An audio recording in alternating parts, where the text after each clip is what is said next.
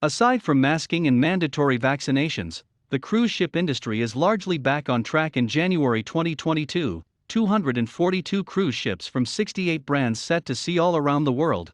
The problem is that many would-be cruise line passengers don't consider wearing a mask while on board a small thing.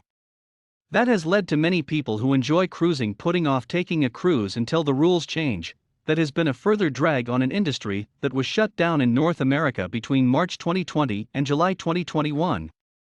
That changed over the summer when the three major cruise lines began welcoming passengers back, but that was hardly a return to normal for the industry. When North American cruises returned, most required that passengers prove they were at least 2 weeks past their second shot of the Pfizer or Moderna vaccine or their single shot of the Johnson & Johnson vaccine.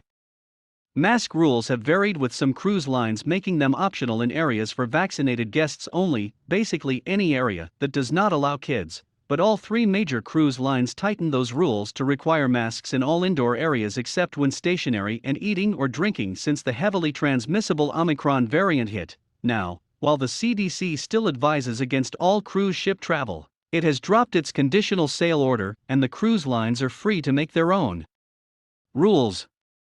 Norwegian has done exactly that, and it plans to get rid of one key part of its COVID protocols. That, however, is set to change as major cruise ship lines once again start to alter their guidelines to be less strict.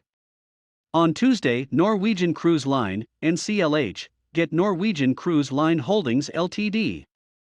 Report sent a letter to passengers and travel agents stating that guests traveling on its ships won't have to wear masks indoors starting from March 1, while children under the age of 5 will not require proof of vaccination.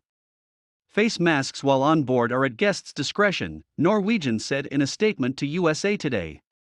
We recognize the added protections provided when wearing a face mask covering and recommend that all guests do so on board when indoors, except when actively eating or drinking, or seated at a table in a dining setting, or when in their stateroom. As in other industries, mask rules aboard cruise ships have been in constant flux over the last year. While Royal Caribbean, RCL, Get Royal Caribbean Group report previously maintained that mandatory vaccination was all that was needed, along with masks in select areas, the world's second-largest cruise ship carrier reintroduced mandatory masking in the wake of the rising Omicron variant in the winter. Carnival Cruise Line, CCL, Get Carnival Corporation report also currently requests guests wear masks indoors except while eating or drinking, as well as during any Carnival-approved shore excursions and while on any transportation vehicles, including water shuttles. Changes by one cruise line usually tend to bring with it a domino effect amid the rising Omicron variant. All three major cruise companies had tightened their masking rules by January. While only time will tell what other cruise ship companies will choose to do, other industries, and even states are also reviewing their masking guidance as cases trend downward. Both New York and California are likely to let the mandate requiring indoor masking in offices, restaurants, and other indoor spaces expire in the coming days. Royal Caribbean has not issued its March health and safety protocols, but its CEO Jason Liberty did heavily suggest that changes were coming during the company's fourth-quarter earnings call. Our own protocols continue to go above and beyond anything the framework provided and what consumers will find in any hospitality setting, he said. We continue to engage with the CDC and other public health agencies as we look to adjust our COVID-19 risk mitigation measures in response to the changing nature of the virus.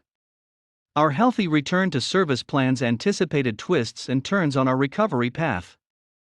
We remain nimble in our approach, adjusting to changes in the operating environment with a constant focus on our long-term strategy and success.